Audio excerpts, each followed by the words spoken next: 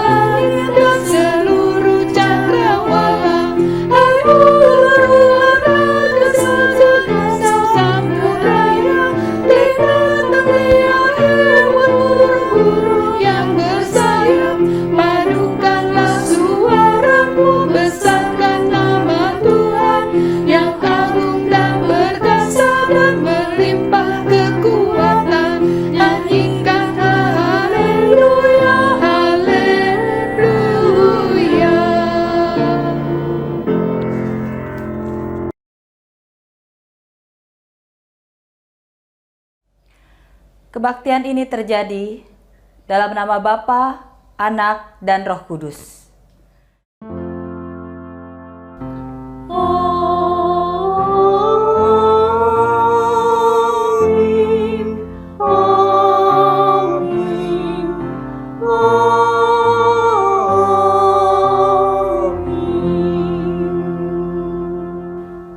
Kasih karunia dan damai sejahtera dari Allah Bapa kita menyertai saudara sekalian.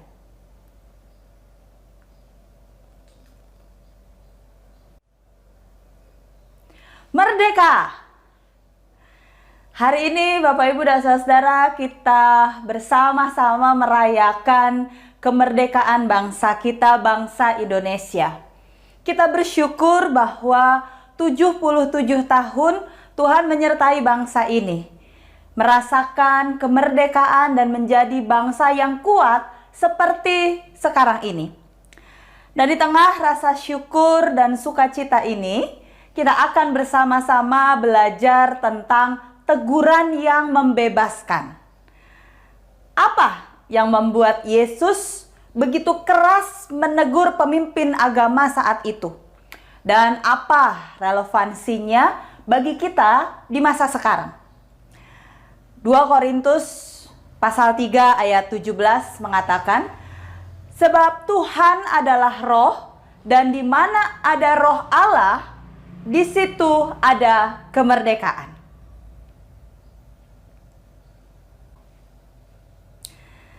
Mari Bapak Ibu Saudara, kita bersama-sama menghadap hadirat Tuhan. Kita mengakui setiap kesalahan dan dosa-dosa kita. Kita berdoa. Seringkali Tuhan, kami menyalahgunakan kemerdekaan dan kebebasan yang Tuhan anugerahkan dalam kehidupan ini. Seringkali kami berlaku semena-mena, berlaku sesuka hati kami, dan kami lupa bahwa seharusnya dengan kemerdekaan yang kami miliki, kami mampu untuk membebaskan orang lain juga. Maka dalam kerendahan hati dan kesungguhan, kami datang ke hadapan-Mu. Kami mengakui bahwa kami telah gagal dan enggan untuk melakukan apa yang Tuhan kehendaki. Perhatikanlah kami ya Tuhan, yang dengan sungguh-sungguh dan segenap hati ini mengakui dosa dan kesalahan. Ampunilah setiap pelanggaran-pelanggaran kami, karena kami tahu Engkau adalah Allah yang Maha Pengampun dan penuh kasih. Inilah pengakuan dosa kami. Di dalam nama Tuhan Yesus Kristus kami berdoa. Amin.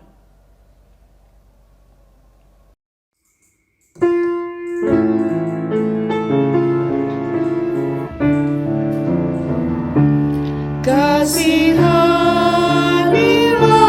aku yang lemah, ya Tuhan Maha Kuasa. Hapuskan semua kesalahanku, berilah anugerah. Oleh kasih dan kuasa-Mu, ku rasakan damai-Mu. Aku tahu Kau selalu dekat padaku, limpahkan rahmat-Mu. Kini aku sadari dosaku dan segala kekuranganku. Namun kasih-Mu tetap padaku, sucikan diriku. Ku serahkan seluruh hidupku pada Tuhan yang benar. Hatiku selalu bersyukur, bergemar dan berbahagia.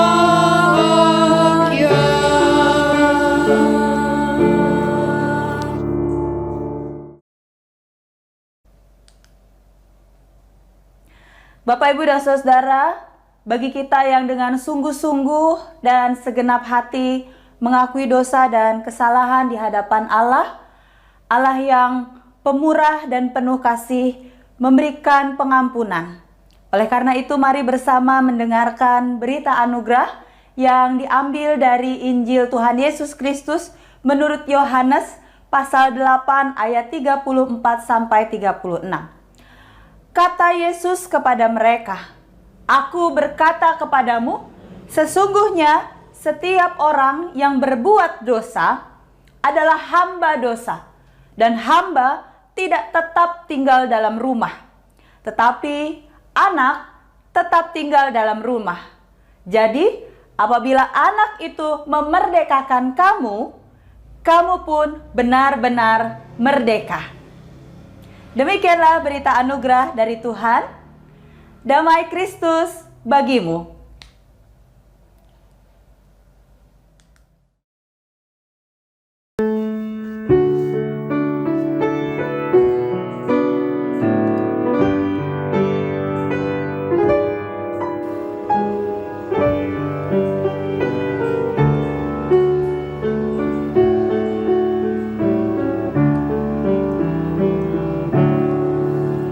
Ku ingin selalu dekat padamu, ikut Tuhan tiada jemu, biar Kau pimpin kehidupanku. Takkan ku ragu, tetap langkahku. Oh, juru selamatkanku, bimbing aku yang aku perlu. Beri pertolongan dan kuasa-Mu.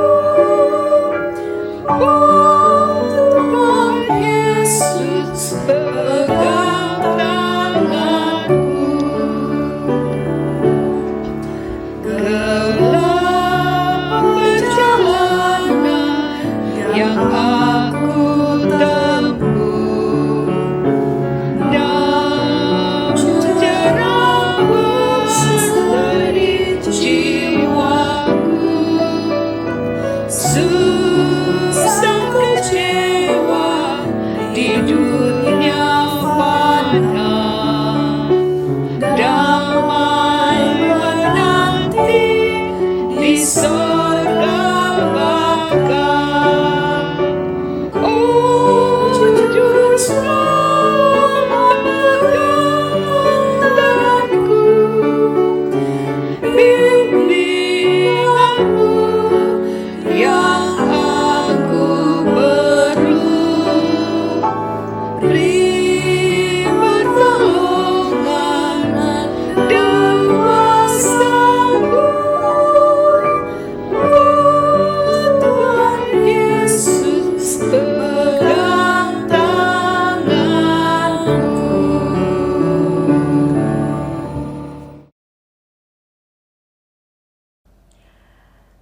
Mari Bapak Ibu dan Saudara, sebelum kita mendengarkan firman Tuhan, kita memohon pertolongan Roh Kudus di dalam doa.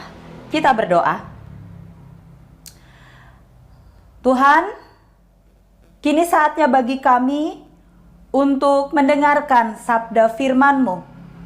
Firman yang akan terus mengingatkan dan menegur kami, bagaimana kami harusnya hidup di dalam terang pengampunan dan anugerah cinta kasih-Mu. Firman yang akan menuntun langkah kami, supaya kami pun dimampukan untuk bertindak dan menegur apa yang tidak tepat, apa yang tidak benar yang ada di sekeliling kami. Firman yang akan memberikan kami kekuatan, supaya kami dapat juga membebaskan dan memerdekakan sesama dari setiap hal-hal yang membelenggu mereka. Kami percaya Tuhan hadir di tengah-tengah kami. Kami percaya bahwa Engkau memampukan kami untuk dengan sungguh-sungguh hanya mendengarkan suara Tuhan saja. Tuhan juga memakai hamba-Mu di dalam menyampaikan firman Tuhan. Biarlah melaluinya kehendak hati-Mu tersampaikan dengan baik. Kami semua mendengarkannya dengan benar, dan dengan penuh sukacita melakukannya dalam kehidupan kami sehari-hari. Kami siap Tuhan disapa oleh firman-Mu. Kami berdoa di dalam nama Tuhan Yesus Kristus. Amin. Bacaan Alkitab diambil dari kitab Yeremia pasal 25 ayat 30 sampai 38. Pialah amarah Tuhan atas bangsa-bangsa. Dan engkau ini nubuatkanlah segala firman ini kepada mereka.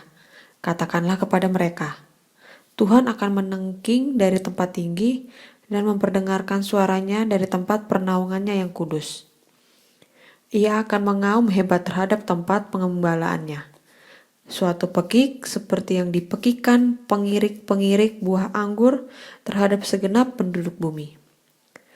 Deru perang akan sampai ke ujung bumi. Sebab Tuhan mempunyai pengaduan terhadap bangsa-bangsa. Ia akan berperkara dengan segala makhluk. Orang-orang fasik akan diserahkannya kepada pedang. Demikianlah firman Tuhan. Beginilah firman Tuhan semesta alam. Sesungguhnya malapetaka akan menjalar dari bangsa ke bangsa. Suatu badai besar akan berkecamuk dari ujung-ujung bumi.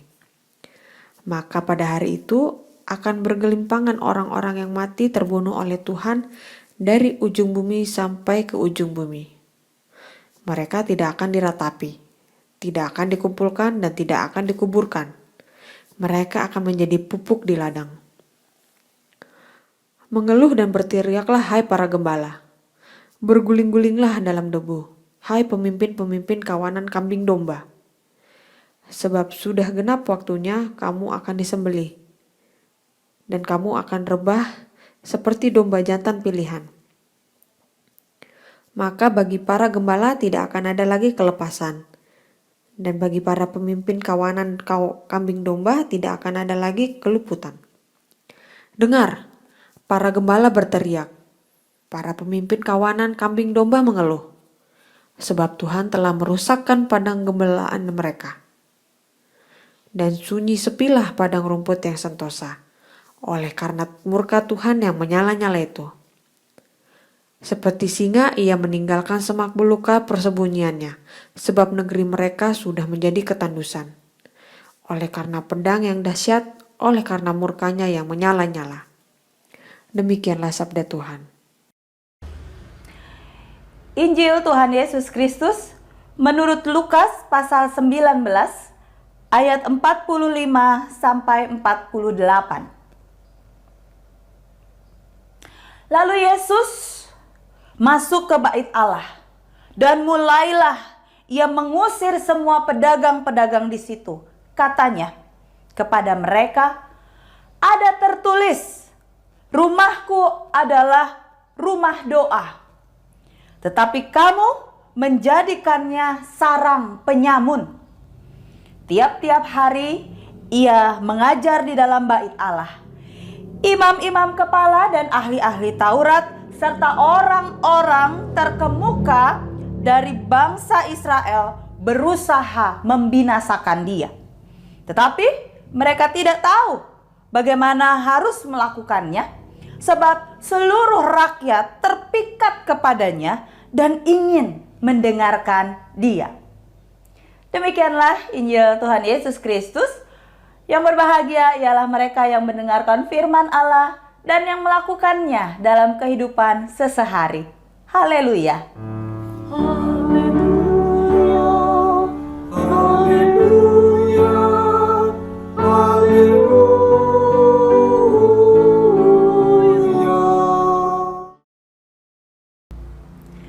Merdeka Bapak Ibu Saudara.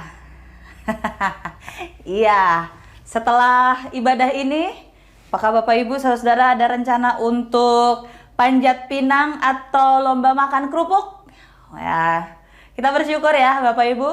Kita bersuka cita bahwa Tuhan menyertai kita sebagai bangsa Indonesia ini 77 tahun kita merdeka, kita menjadi bangsa yang bebas, bangsa yang kuat, bangsa yang sanggup untuk melakukan apapun bagi dirinya.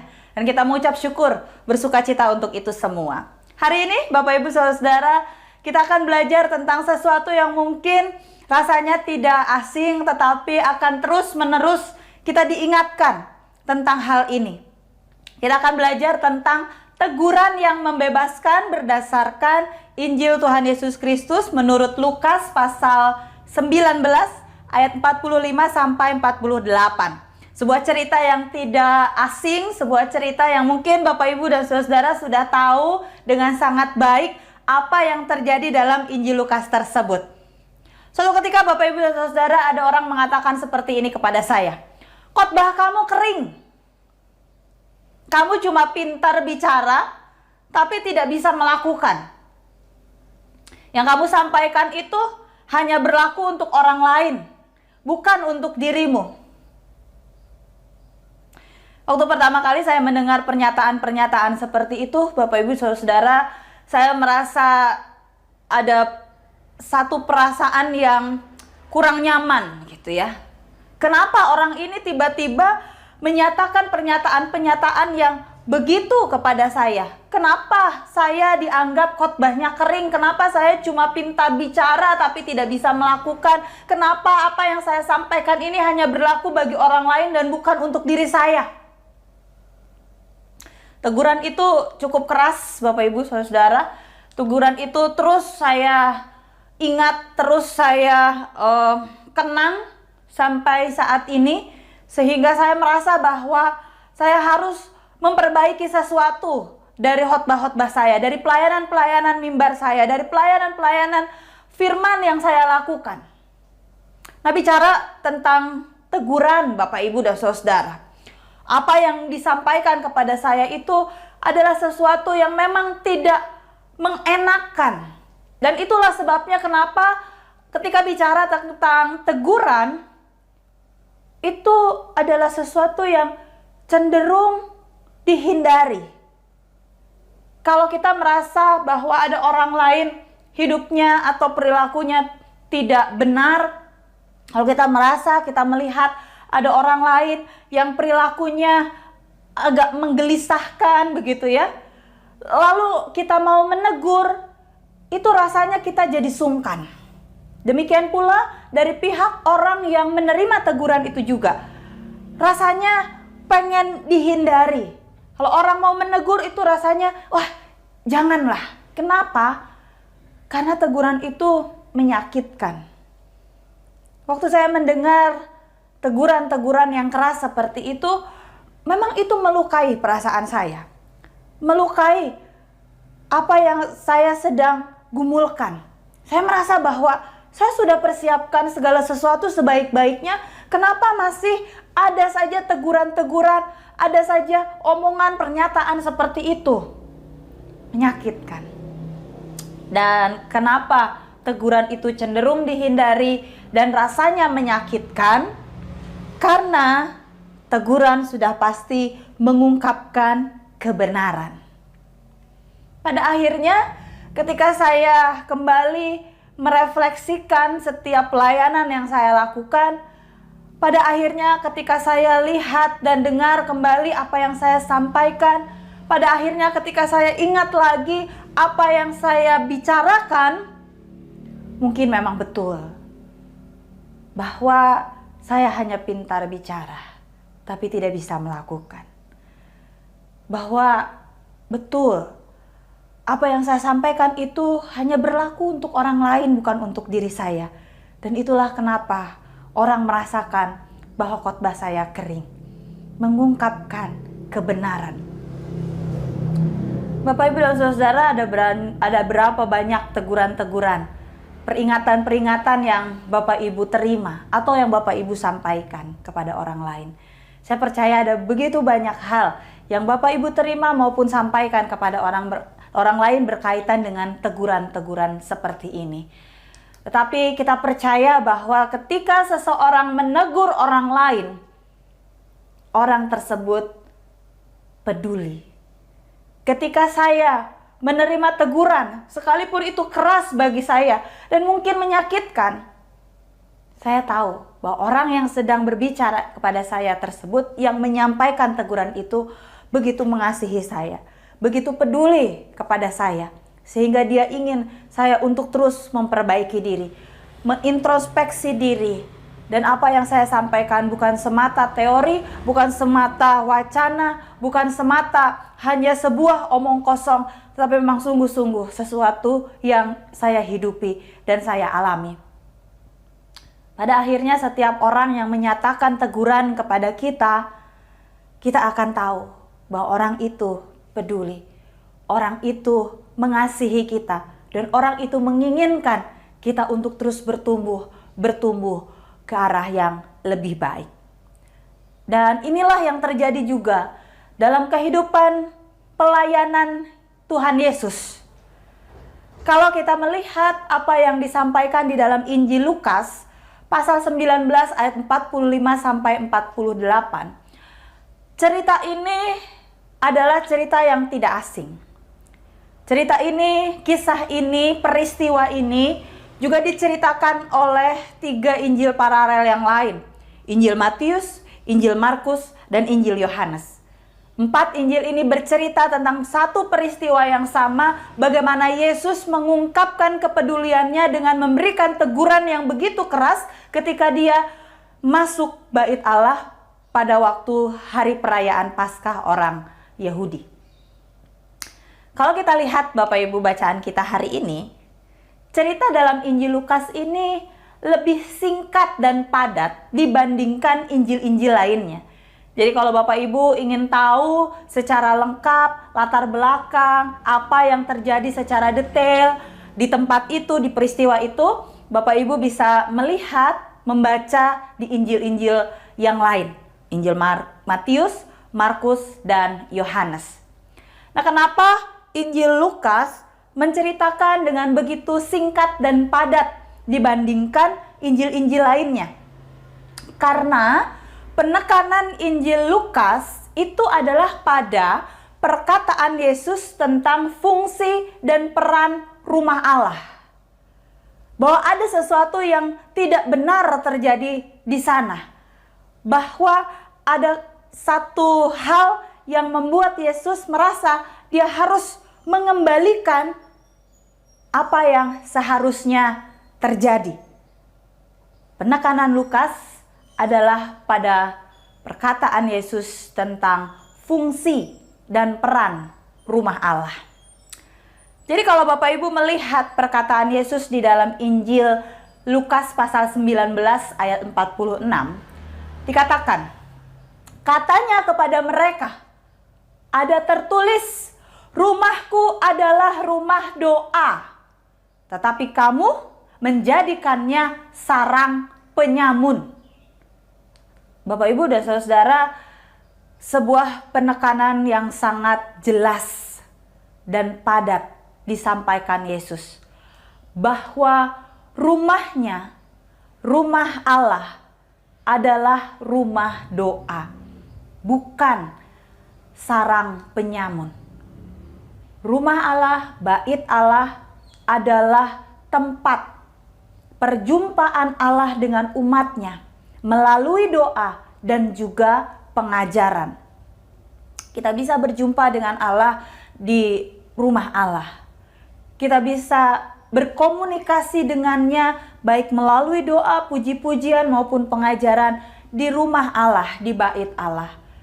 Dan Yesus ingin mengembalikan fungsi dan peran rumah Allah pada saat itu. Menjadi tempat perjumpaan Allah dan umatnya. Dan di dalam perjumpaan Allah dan umatnya ini, perjumpaan tersebut seharusnya tidak ada satu hal yang membuat tidak nyaman satu dengan yang lain. Dalam perjumpaan Allah dan umatnya, seorang umat mestinya merasakan kemerdekaan dan kebebasan di dalam dia berjumpa dengan Allahnya tersebut. Yesus mau mengingatkan kembali orang-orang yang ada pada masa itu tentang hal ini. Kenapa Tuhan Yesus begitu keras menegur orang-orang yang ada di bait Allah pada saat itu? Karena Bapak Ibu dan Saudara, di rumah Allah itu terjadi spiritual abuse. Tempat yang seharusnya menjadi perjumpaan antara Allah dan umat tanpa ada pemaksaan, tanpa ada tekanan, pada saat itu berubah. Terjadi spiritual abuse. Dan inilah yang Yesus ingin memerdekakan dan membebaskan umatnya dari perilaku, dari tindakan spiritual abuse yang terjadi di rumah Allah tersebut. Apa itu spiritual abuse, Bapak, Ibu, dan Saudara? Spiritual abuse terjadi ketika seseorang menggunakan keyakinan spiritual atau agama untuk menyakiti, menakut-nakuti, atau bahkan mengendalikan seseorang. Dia memakai keyakinan spiritual, dia memakai pengajaran-pengajaran agamanya untuk menyakiti, untuk menakut-nakuti, untuk mengendalikan seseorang. Itulah spiritual abuse. Dan kalau kita lihat bersama-sama contohnya secara nyata di dalam Injil Yohanes pasal 2 ayat 13 yang kemudian bisa direferensikan dengan Keluaran pasal 12 ayat 1 sampai 27. Disitulah salah satu praktek spiritual abuse itu terjadi. Jadi Bapak, Ibu, dan Saudara, kalau kita perhatikan bersama-sama apa yang disampaikan di dalam Yohanes 2 ayat 13 dan Keluaran 12 ayat 1 sampai 27, kita lihat bahwa hari raya Paskah orang Yahudi itulah hari perayaan yang luar biasa, di mana mereka harus membawa hewan kurban. Hewan kurbannya seperti apa? Tadi di dalam Keluaran pasal 12 ayat 1 sampai 27 itu dijelaskan. Harus yang seperti ini, tidak boleh yang seperti itu, ini yang diterima, yang itu tidak diterima, dan seterusnya. Nah, karena para musafir tidak mungkin membawa serta hewan-hewan yang akan mereka persembahkan, atau mungkin juga mereka tidak membawa mata uang logam yang mereka akan bayar untuk iuran bait suci, maka disediakanlah di bait Allah itu. Maka para imam menyediakan semuanya itu untuk dibeli kalau para musafir itu memang tidak membawa seperti apa yang diharapkan atau disyaratkan. Nah, tetapi Bapak, Ibu, dan Saudara, usaha seperti ini ternyata menjadi sumber penyuapan dan membawa suasana komersial di dalam ibadah di bait Allah tersebut. Para imam, dia yang akan menilai apakah hewan yang dibawa, mata uang yang dibawa itu cocok atau tidak, berlaku atau tidak, layak atau tidak. Dan praktek-praktek untuk menindas, menakut-nakuti, bahkan dia mengendalikan seseorang itu sangat kuat di sana. Itulah spiritual abuse yang sedang terjadi pada saat Hari Raya Paskah orang Yahudi, yang Yesus lihat ketika dia datang ke Yerusalem, yang membuat Yesus marah, yang membuat Yesus merasa bahwa saya harus menegur mereka. Atas nama agama, peraturan Taurat, dan hal-hal yang berhubungan dengan ritual keagamaan, para imam melakukan praktek perdagangan secara semena-mena. Dan umat pada saat itu menjadi korban spiritual abuse yang terjadi di sana. Inilah kenyataan yang dilihat oleh Yesus. Bait Allah, rumahnya, bukan lagi tempat yang damai untuk orang bisa berjumpa dengan Allah.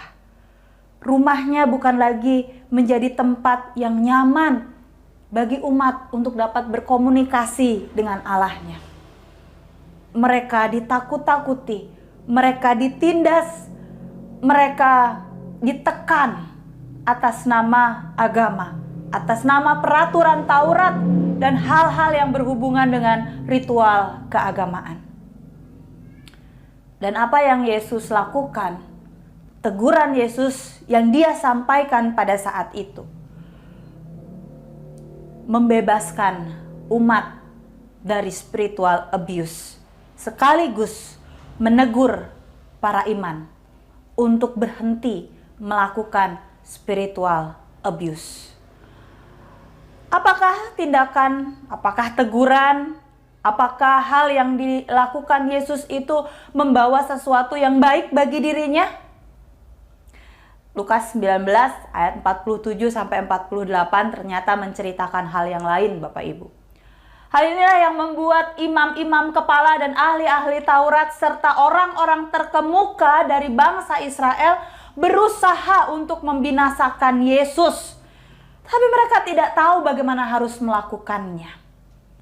Dia tahu, para imam, pemuka agama ini, pemimpin agama ini tahu bahwa teguran Yesus itu adalah untuk dirinya. Tegurannya keras. Dan mereka tidak suka. Oleh karena itu, mereka ingin membinasakan Yesus. Tapi mereka tidak bisa melakukan hal tersebut. Karena apa? Karena teguran Yesus juga membebaskan umat dari spiritual abuse yang mereka alami. Sebab seluruh rakyat terpikat kepadanya dan ingin mendengarkan dia. Orang-orang yang mendengarkan teguran Yesus, orang-orang yang mendengarkan ajaran Yesus karena dia tiap hari mengajar di sana, merasa bahwa dirinya dibebaskan.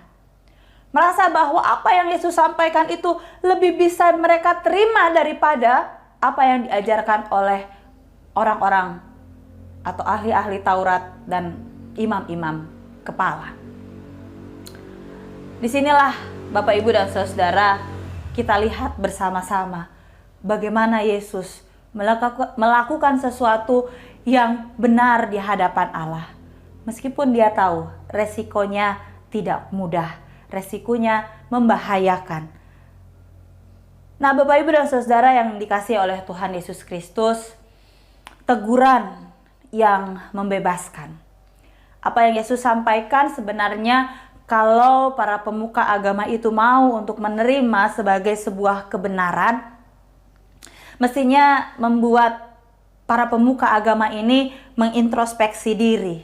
Mestinya mampu membuat mereka bisa lebih baik lagi dalam mengajarkan sesuatu kepada umatnya. Tapi nyatanya tidak. Nyatanya teguran Yesus tidak bisa mereka terima dengan baik. Itu justru menimbulkan kebencian, sakit hati yang berujung pada keinginan untuk membinasakan Yesus.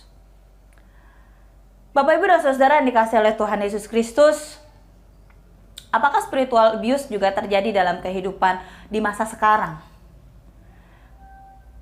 Ada banyak ternyata praktek-praktek spiritual abuse di sekitar kita yang membuat orang lain merasa tertekan dan tidak merdeka dalam menjalankan keimanannya atau keyakinannya. Contoh-contoh spiritual abuse itu pernyataan-pernyataan seperti ini. Bahwa orang Kristen itu harus kuat, tidak boleh lemah. Karena Allah kita adalah Allah yang kuat.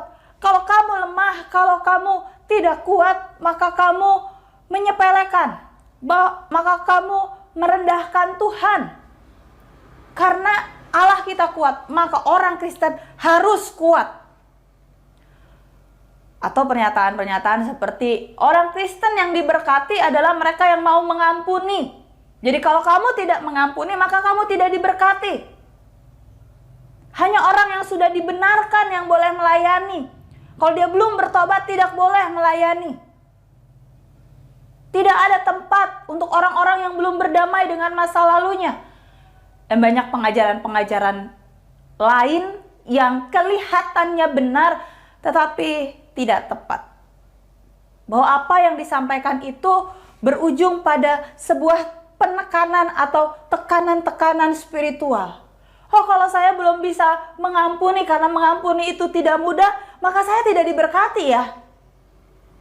Oh, kalau saya belum berdamai dengan masa lalu karena saya punya masa lalu yang begitu kelam dan saya punya trauma yang besar terhadap masa lalu itu, berarti saya tidak bisa melayani ya.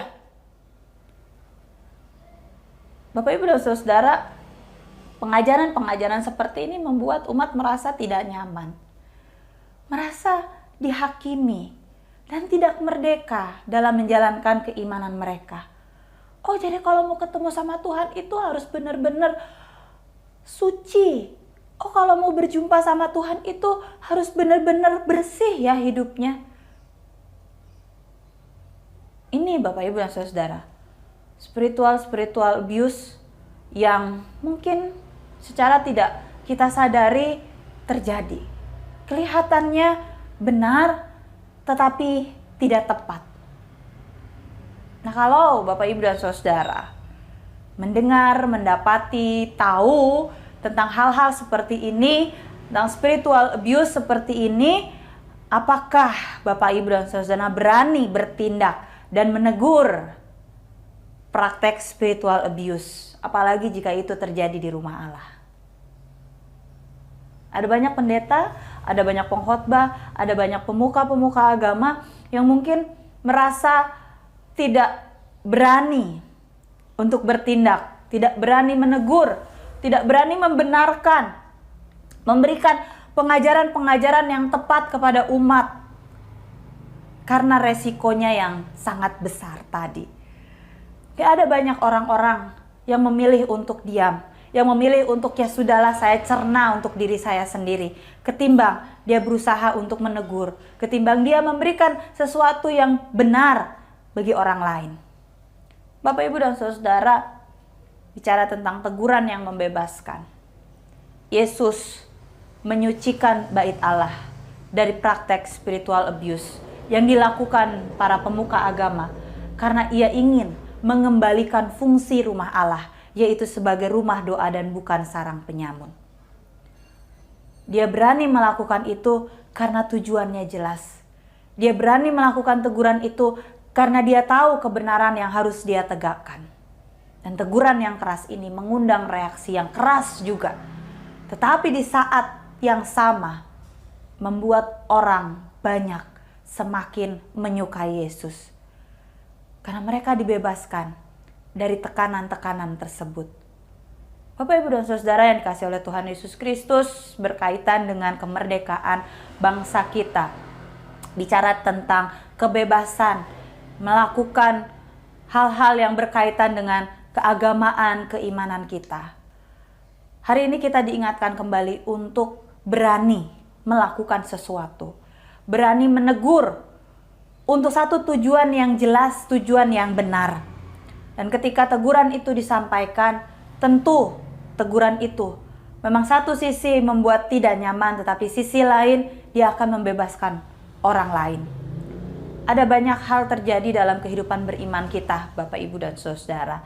Dan menjadi tugas kita untuk berani melakukan sesuatu.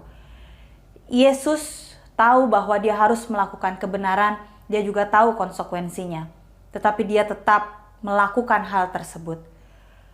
Dan saya percaya, Tuhan juga memberikan kita kekuatan untuk dimampukan melakukan hal yang sama.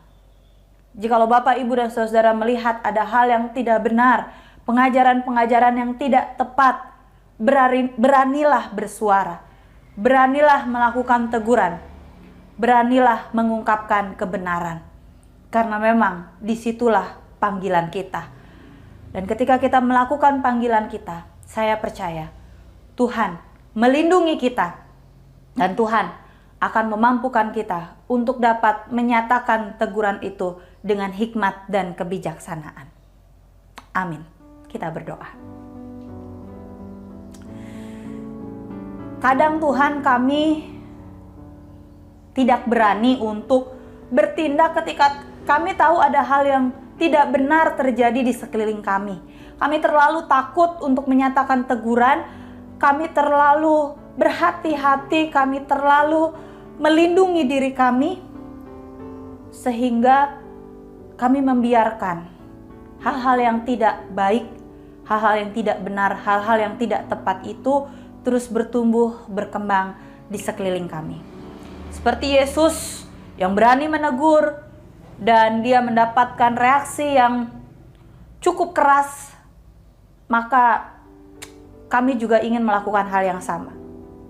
Tuhan menguatkan kami supaya kami mampu menegur apa yang tidak benar, Karena dengan teguran itu kami tahu bahwa ada orang yang dibebaskan, ada orang yang dimerdekakan, ada orang yang dia bisa mengungkapkan ekspresi imannya dengan lebih bebas dan bertanggung jawab. Pakailah kami Tuhan, untuk kami sanggup melakukan teguran yang membebaskan tersebut. Amin.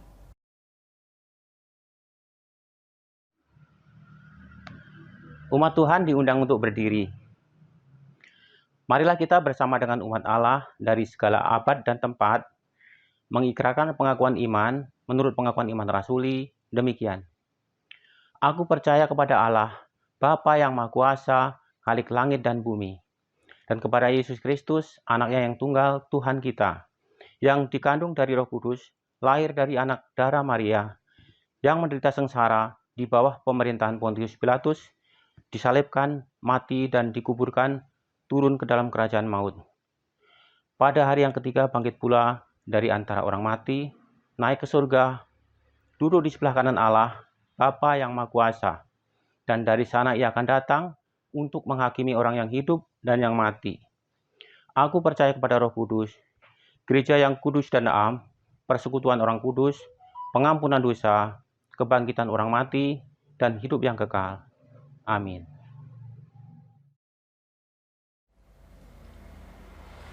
Bapak Ibu, mari kita bersama-sama menaikkan doa syafaat. Allah Bapa yang baik, kami sungguh mengucap syukur karena kebaikan Tuhan terus mengalir dalam kehidupan kami. Kami bersyukur pada saat ini secara khusus untuk kemerdekaan yang dirasakan oleh bangsa kami, bangsa Indonesia. Kami tahu Tuhan ada begitu banyak hal terjadi di bangsa ini. 77 tahun bukanlah waktu yang singkat dan sebentar. Tetapi ini adalah waktu di mana Tuhan memproses bangsa ini menjadi bangsa yang semakin berkenan di hadapan Tuhan. Oleh karena itu, kami mau mendoakan setiap hal yang ada di dalam bangsa ini. Kami berdoa pertama-tama untuk para pemimpin bangsa ini. Engkau yang memilih, Engkau pula yang memampukan mereka untuk menjalankan tugas dan tanggung jawab yang tidak ringan ini. Engkau juga melindungi para pemimpin bangsa ini dari segala hal yang jahat yang akan membahayakan kehidupan mereka. Kami percaya bahwa dengan kebijaksanaan dan hikmat yang Engkau anugerahkan, para pemimpin bangsa ini dimampukan untuk dapat memimpin dengan penuh kasih dan hanya mementingkan apa yang utama bagi rakyat Indonesia. Kami juga berdoa Tuhan bagi setiap persoalan-persoalan yang dihadapi oleh bangsa ini. Baik itu yang berkaitan dengan kehidupan ekonomi, di mana banyak hal terjadi setelah pandemi ini. Ada banyak hal yang kami harus hadapi dan itu tidak pernah kami bayangkan sebelumnya.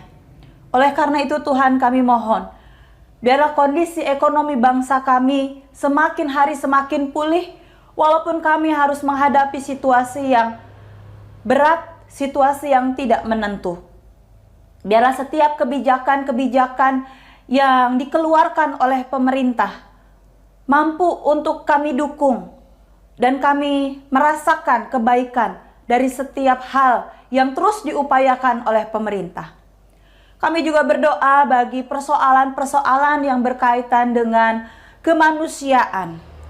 Kami percaya bahwa Engkau hadir di tengah-tengah bangsa ini, di setiap persoalan-persoalan, permasalahan-permasalahan kemanusiaan, ketidakadilan, penindasan, dan segala sesuatu yang menimbulkan ketidaksejahteraan. Di tengah persoalan-persoalan seperti itu, kami percaya Engkau memberikan jalan keluar.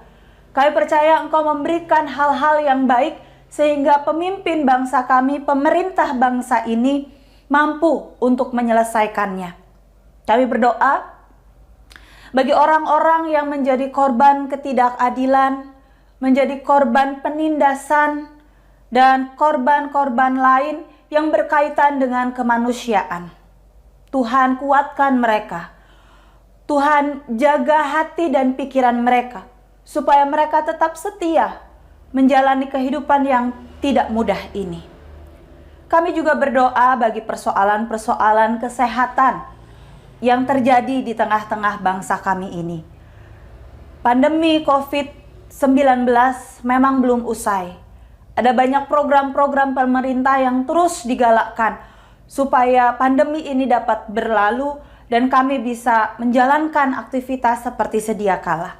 Di sisi lain, ada hal-hal yang berkaitan dengan kesehatan juga terjadi. Ketakutan-ketakutan akan penyakit-penyakit yang baru menghantui kami. Tetapi kami percaya bahwa Engkau memberikan kami kebijaksanaan untuk tahu apa yang harus kami lakukan. Engkau terus akan ingatkan kami supaya kami menjaga kesehatan kami dan kami menjaga kesehatan sekeliling kami, sehingga kami terhindar dari penyakit-penyakit, dari segala sesuatu yang membahayakan kesehatan kami. Kami juga berdoa Tuhan, bagi persoalan-persoalan bangsa ini yang berkaitan dengan sosial budaya, kesenjangan, ataupun hal-hal yang membuat bangsa ini menjadi bangsa yang mudah untuk terpecah belah. Tuhan, berikan kami kesatuan hati, supaya kami tetap fokus pada apa yang menjadi rencana Tuhan bagi bangsa ini.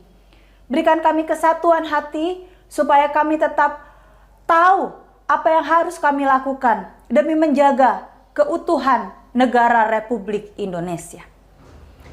Inilah doa kami Tuhan. Kami percaya bahwa Engkau mengasihi bangsa ini luar biasa. Dan kami mengucap syukur untuk 77 tahun penyertaan Tuhan bagi bangsa ini. Dan biarlah kami sebagai warga negara dimampukan juga melakukan tugas dan tanggung jawab kami. Bagian kami yang terbaik sebaik-baiknya. Sebagai wujud ungkapan syukur betapa Tuhan mengasihi bangsa kami ini.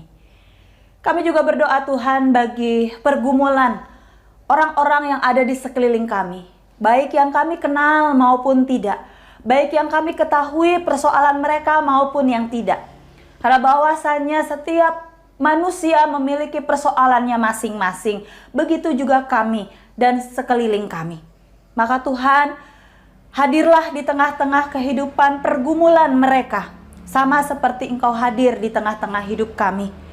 Bantulah mereka, kuatkan mereka sebagaimana Engkau menolong kami.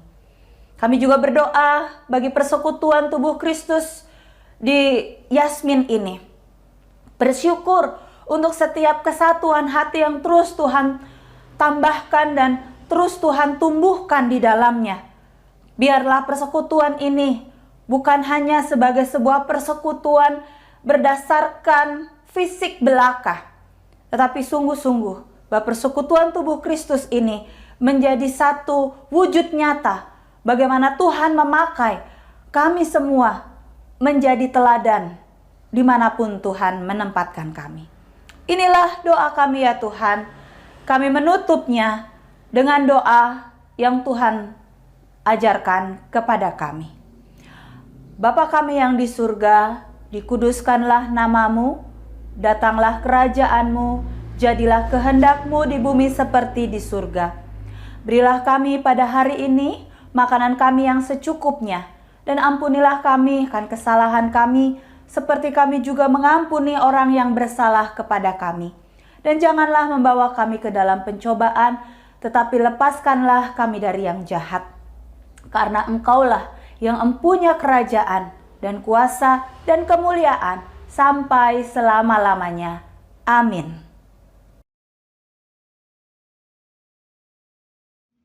Jemaat Tuhan yang terkasih, marilah menyatakan syukur kita kepada Tuhan dengan memberi persembahan guna menunjang pelayanan gerejawi. Firman Tuhan yang mendasari persembahan kita diambil dari 1 Tesalonika 5 ayat 18 yang berbunyi demikian. Mengucap syukurlah dalam segala hal, sebab itulah yang dikehendaki Allah di dalam Kristus Yesus bagi kamu. persembahan Bapak, Ibu, Saudara dapat ditransfer ke rekening gereja di BNI dengan nomor rekening seperti tertera pada layar, atau dapat dikumpulkan di rumah dan diserahkan kepada bendahara gereja ketika ibadah sudah kembali normal. Umat Tuhan terkasih, marilah kita mengiringi persembahan kita dengan bersama menyanyikan Kidung Jemaat 337 bait 1 sampai 3. Betapa kita tidak bersyukur.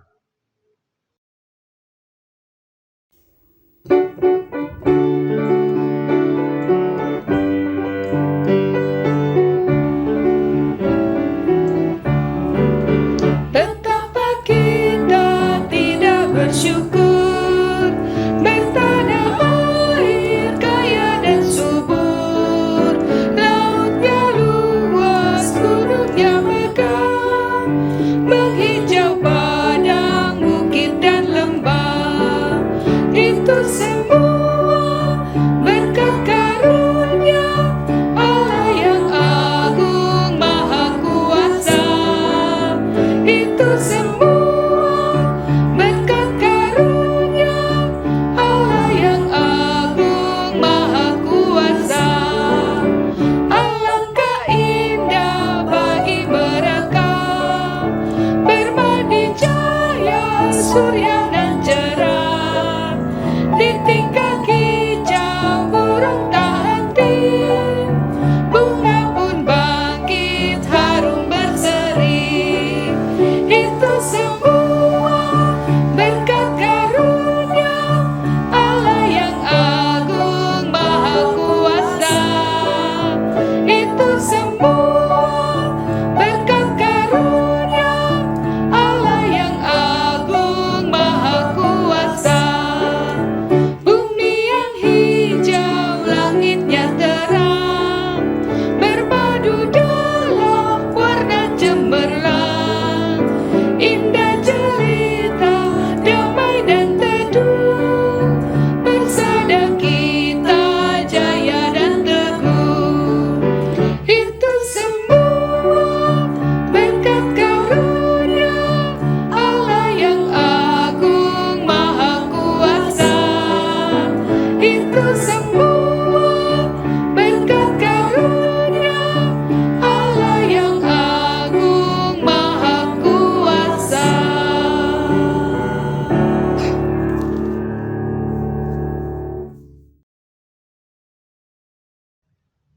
Umat Tuhan terkasih diundang untuk berdiri.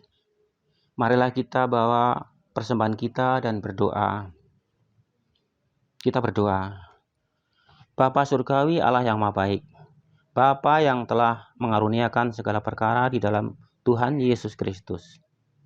Dalam kebaktian memperingati kemerdekaan Republik Indonesia yang ke-77, kami membawa persembahan syukur. Terimalah dan berkatilah agar persembahan ini menjadi tanda bagi pekerjaan pelayanan, kasih, dan keadilan. Kami sungguh bersyukur atas anugerah kemerdekaan bangsa dan negara kami, ya Tuhan. Kami bebas dari penjajah. Ajarlah kami untuk mengisi kemerdekaan ini dengan karya dan karsa yang baik dan yang berkenan kepada Tuhan. Terima kasih, ya Tuhan. Kami sebagai persekutuan umat Tuhan boleh terus hidup dalam kasih dan penyertaan oleh Tuhan. Kami berdoa di dalam nama Tuhan Yesus Kristus. Amin. Bapak, Ibu, Saudara terkasih, ibadah ini akan segera selesai.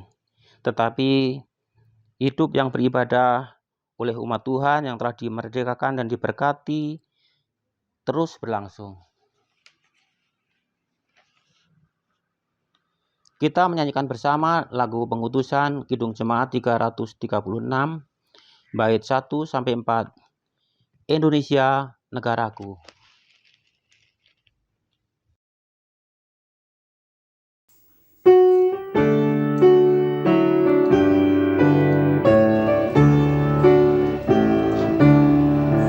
Indonesia negaraku, Tuhan yang memberikannya.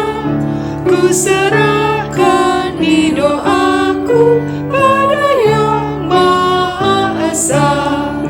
Bangsa rakyat Indonesia, Tuhanlah pelindungnya. Dalam duka serta suka, Tuhan yang dipandangnya. Kemakmuran, kesuburan, Tuhan saja sumbernya. Keadilan, keamanan, Tuhan menetapkannya. Dirgahayu Indonesia, bangsa serta alamnya, kini dan sepanjang masa, selalu Tuhan sertanya.